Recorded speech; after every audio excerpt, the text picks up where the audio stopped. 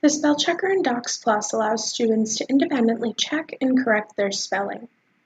Misspelled words are underlined in red.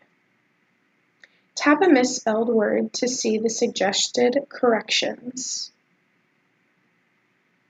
To hear suggestions before selecting them, tap the sound shift tool and select the word.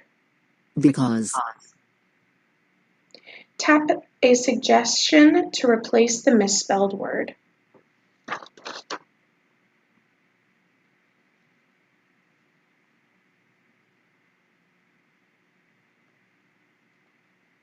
To customize the spell checker, tap the Options ribbon tab, and then tap Suggestions.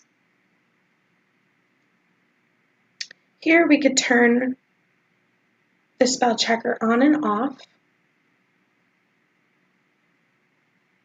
and we could also choose how many suggestions are offered and how large they appear.